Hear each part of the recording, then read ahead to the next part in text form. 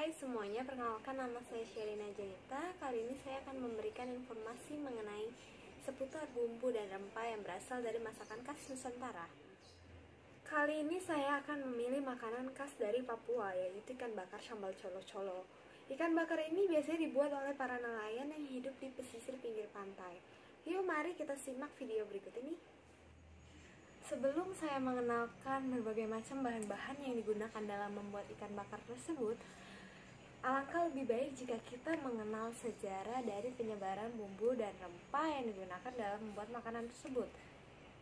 Sejarah di Indonesia maupun sejarah di daerah Papua itu sendiri.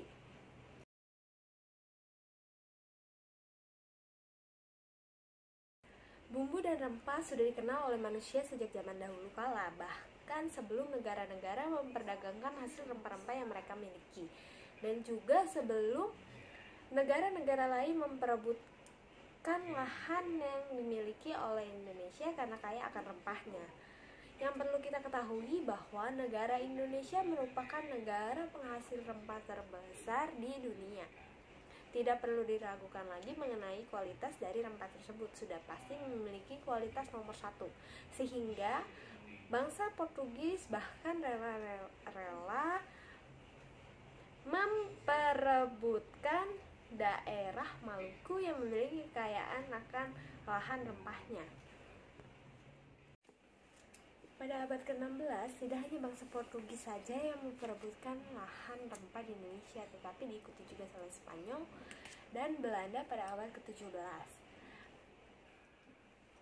Dahulu kala, rempah tidak hanya digunakan sebagai bahan makanan dan juga bahan dari ramuan obat-obatan, tetapi rempah juga diperdagangkan karena memiliki harga yang fantastik loh. Harga rempah saat itu sama dengan harga 1 emas batangan. Karena harga yang fantastis tersebut, banyak negara-negara yang memperebutkan lahan rempah-rempah yang ada di Indonesia.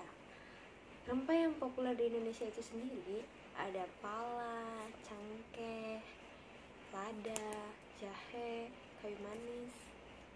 Tetapi tidak semua dari rempah tersebut dapat hidup di lahan Papua. Salah satu rempah di Papua, yaitu pala, merupakan hasil peninggalan Sultan Tidore pada tahun 1200-an atau sebelum kolonial Belanda menginjakkan kaki di Irian Jaya. Tanaman pala tersebut dibawa oleh penduduk Tidore yang berdomisili di Fak-Fak, Papua Barat. Lalu ia mengembangkan peninggalan tersebut dan menanamnya secara turun-temurun. Sehingga terdapat 2 jenis pala di Papua, yaitu pala Papua itu sendiri dan juga pala Banda yang dikembangbiakan di Kabupaten Fak-Fak. Pala Papua hidup dan berkembang di hutan yang merupakan pala asli Papua. Kualitas pala Banda dan pala Papua lebih berkualitas pala Banda karena dikenal di dunia internasional, sehingga tidak diragukan lagi kualitas dari pala tersebut.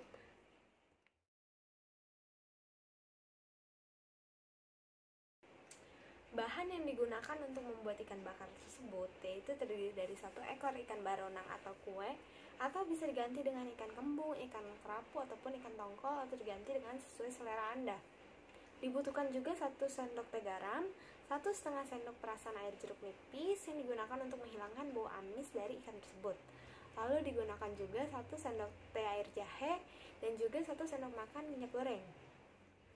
Bahan yang digunakan dalam membuat sambal colo terdiri dari cabai rawit merah atau hijau yang diiris tipis, tomat hijau, bawang merah, garam, gula, air jeruk nipis, daun kemangi, dan juga minyak goreng.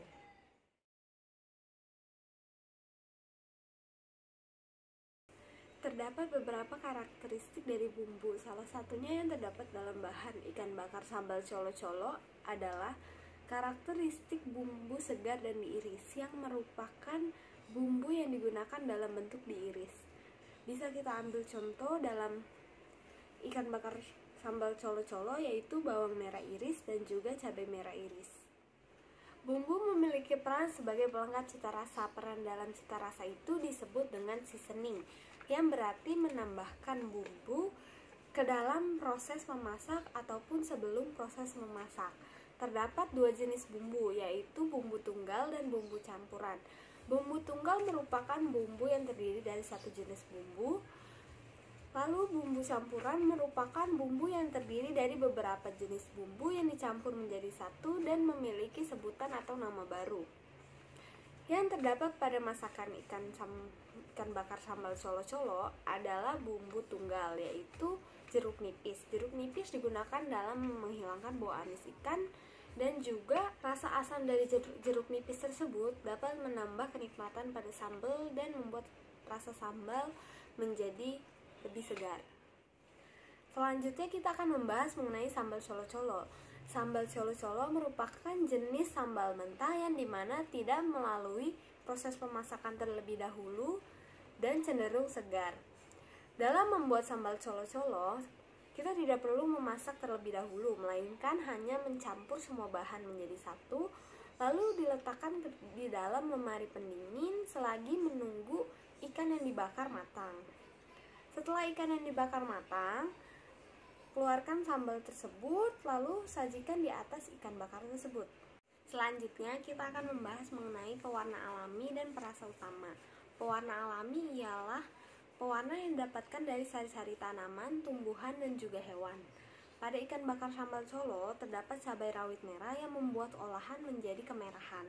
Tentunya, pewarna alami tidak memiliki efek samping bagi kesehatan dan juga mudah didapat dari alam.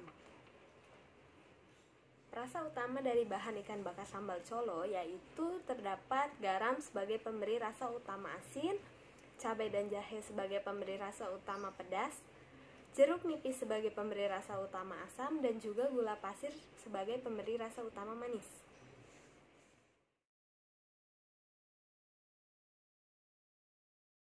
Pesan dan kesan saya kepada masyarakat dan adik-adik bahwa percayalah akan makanan khas daerah sendiri dan juga banggalah kepada cita rasa makanan khas daerah sendiri, sebab makanan khas daerah sendiri merupakan makanan yang terbaik dibandingkan daerah yang lain, karena negara Indonesia merupakan negara penghasil rempah terbesar di dunia.